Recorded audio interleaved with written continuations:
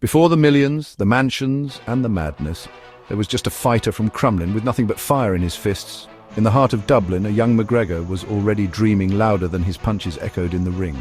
The Crumlin Boxing Club, a worn-down gym where ambition and sweat mixed in the air. This is where Conor's journey began. Broke, unemployed, and doubted by nearly everyone. He said he'd be a world champion. They laughed.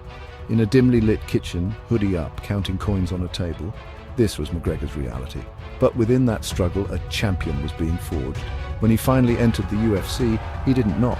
He kicked the door off its hinges. His debut was like a storm, a whirlwind of fists and flair announcing the Notorious in the loudest way possible.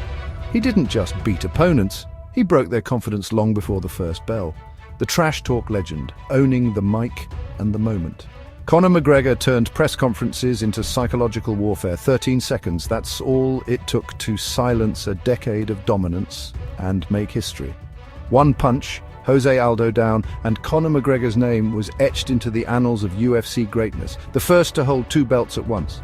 The Notorious wasn't chasing history, he was rewriting it, standing on the cage, two UFC belts in hand, the crowd roaring, the pinnacle of his career. But even kings fall. Mayweather, losses, chaos, and questions. Was the mystique gone? Conor slumped in the boxing ring, sweat and blood, eyes up, a moment of vulnerability for the world to see. But real warriors don't retire in silence.